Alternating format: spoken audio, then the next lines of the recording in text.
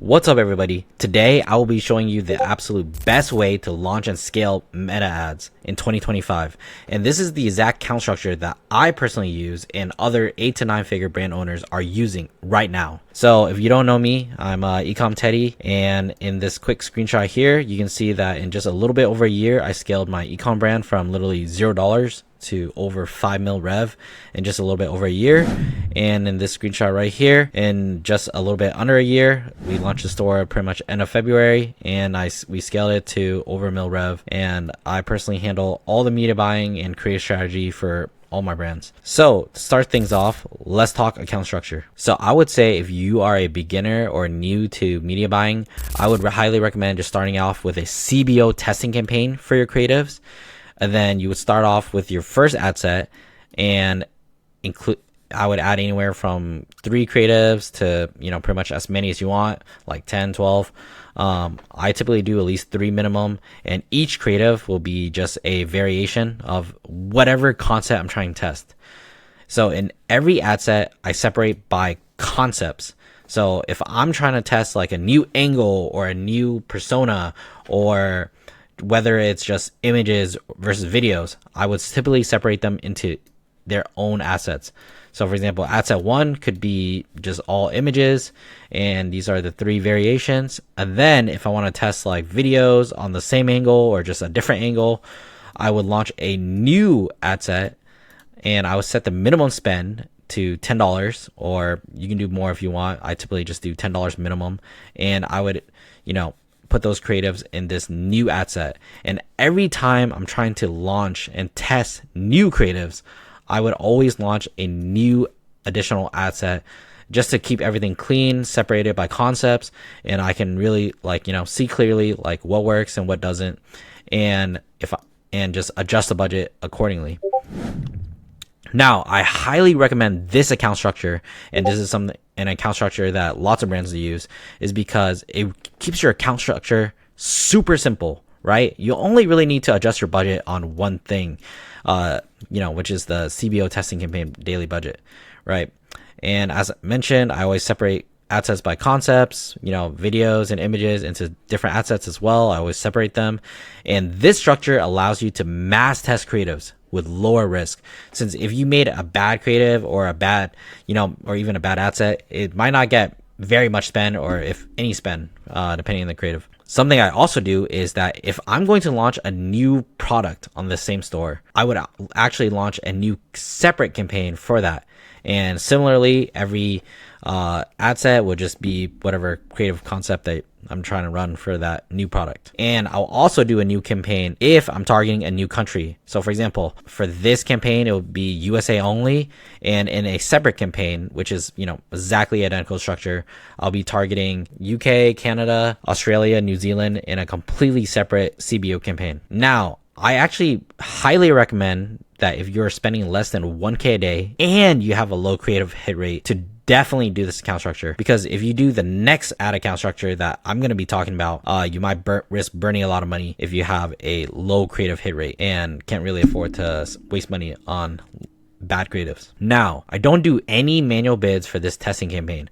I always set the bid to lowest cost, highest volume, since I think that Meta is way better at finding winning creatives when not using manual bids. Since personally, I think that when you're using manual bids like Bidcaps or cost caps, that typically leads to less spend and less impressions for Meta to accurately find winning creatives. So that's pretty much what I do for my creative testing campaign. Now, what I usually do next is create a CBO scaling campaign. And in this CBO scaling campaign, I will separate it into 2 ad sets, an image winner ad set and a video winner ad set. So only 2 ad sets. And in this, image winner ad set, I would just pretty much all my winning image statics, and in my video winner ad set, I would pretty much put all my winning video creatives. And what I typically like to do is actually do manual bids for this type of campaign. So you can do either bid caps or cost caps. I personally like bid caps a little bit more, and I will set it the bid to my target CPA just to start.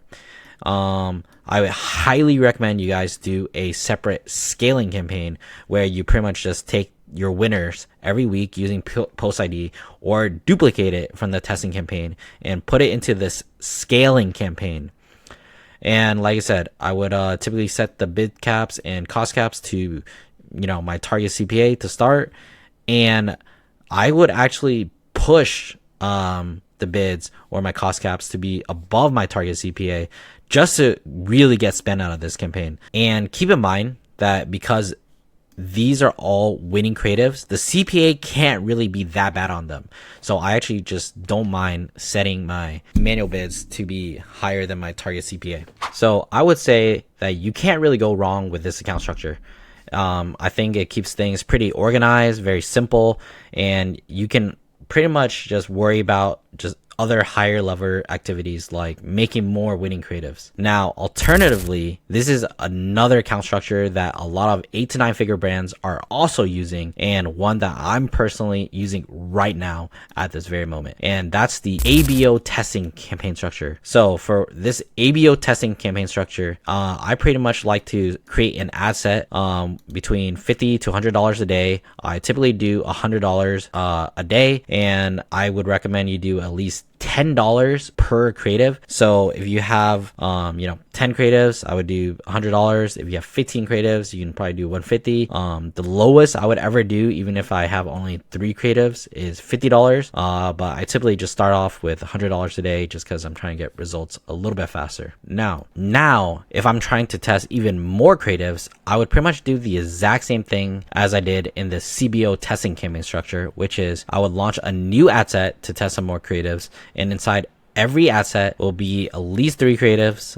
You can do as many as you want. And I separate every ad set by concept. So if I'm trying to test a new angle or a new persona or whatever it is, it's going to be a new ad set. And I would set the daily budget, as I just mentioned, to at least $10 per creative. So if you have 15 creatives, just set it to 150. But the lowest I would do is $50 a day. And if I'm gonna test a new concept, just launch more ad sets. So for this creative testing campaign structure, you simply horizontally scale the budget on the ad set if it's profitable. For example, if this ad set 2 is profitable after a couple of days, I'll just scale the budget by 20-30%. And if it is unprofitable after spending roughly 3 to 4 times my target CPA, I'll just kill the ad set and move on. And what I really like about doing ABO is that it gives every ad set or every concept a fair test compared to a CBO. And this is especially important if you spend a lot of time and money into the production of a creative. Like pretend you spend a lot of money on like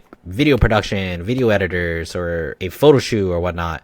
You really want to give those creatives that you make a fair test out of them. And this method really gives you the cleanest signals, since you're not letting the algo hide losers by funneling spend onto just one ad. And Meta tends to prioritize old creatives with tons of engagement, so new creatives don't really get the most fair test. And what I really like about doing ABOs is that you can find the both massive winning creatives, just like in a CBO, but also these medium winners that are still profitable and just slightly scalable. So not every creative can scale to 5K a day or over daily budget, but some creatives can still be extremely profitable at, say, just $500 a day budget. So through this method, you'll actually pick up extra sales that you wouldn't have gotten in a CBO, because these medium winners that can't really be scaled to super high budgets might not have even get any spend in the CBO. Overall, this gives you the absolute most control, and oftentimes dropping all your creatives in one ad set, Meta can still pick the wrong ad to spend on and not actually spend on winners. Now, there is one huge downside to doing an ABO testing campaign structure, which is if you cannot afford to lose money testing creatives. Because if you have a low creative hit rate, you're just going to be slamming $100 or $150 or whatnot onto creatives that just straight up don't work. But with a CBO, Meta might save you a lot of money by just not spending on those creatives at all. So if you are just starting out and have a low creative hit rate, I would just highly recommend you stick to CBOs. Now, what I do next is, if I do have winning creatives, I will make a CBO scaling campaign, and I would do pretty much the exact same structure as in the CBO scaling campaign as mentioned earlier. So I'll have a image winner ad set and a video winner ad set. I'll do typically bid cost or lowest caps.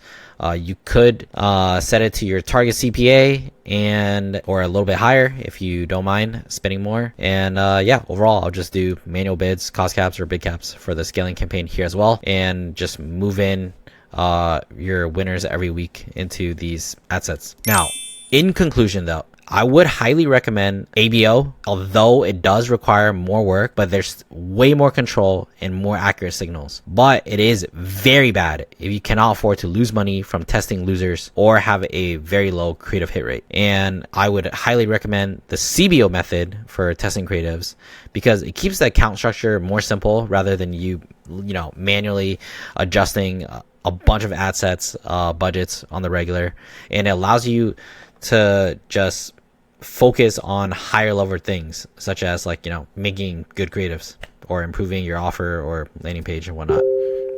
Also, there is lower risk of spending money on losing creatives as well. So overall, this is probably the best method if you're just starting out in e-com, you're not really spending more than $1,000 a day on paid ads, and have a low creative hit rate.